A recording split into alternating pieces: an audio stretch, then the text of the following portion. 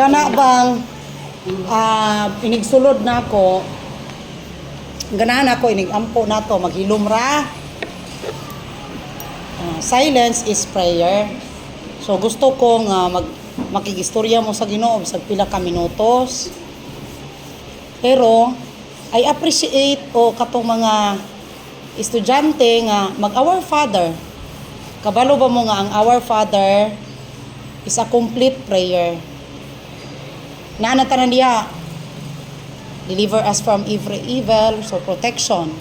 Nangayo na sa tagpasaylo, nangayo sa sa atong needs, no, di ba? Ang kalano na matag adlaw ihatag ka namo karong adlaw. So dili ingog tibok tuig tagai ko karong adlaw, kada adlaw ta mangayo.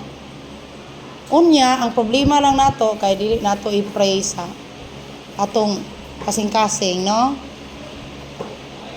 Our Father in heaven, holy be your name, your kingdom come, your will be done. Ano kinsa Ginoo ang minaw anak nato sa? Muna dyan ako muna ako na-observe. Especially anang kanang sa misa. Mahimo atong piyong atong mga mata niya. I-feel na to ang presence of God. Inigsing na to sa amahan namo. When you pray with all your heart. Basta kay nag-pray lang ta. Ang uban daghang kay gikuri-kuri. Basta kay gaampo god. Importante kayo ang ampo plus. Muna siya best weapon nga kuha nimo tanan imong gusto. Maluwas ka, ampo gyud. Wadjay lain, ampo. Kanang biyan sa imong control na ampo ra gyud na. Luwas gyud ka. So be reminded ha in praying, pray with all your heart. Kasabot? Okay? Nya.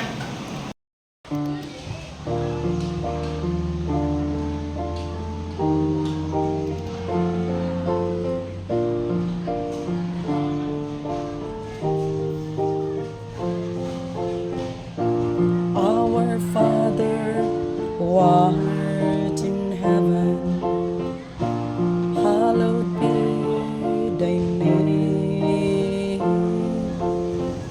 Thy kingdom come, thy will be done on earth as it is in heaven.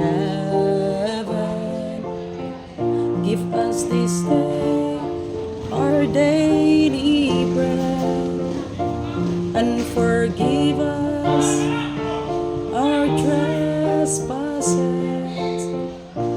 as we forgive those who trespass against us. And lead us not into temptation, but deliver us from evil.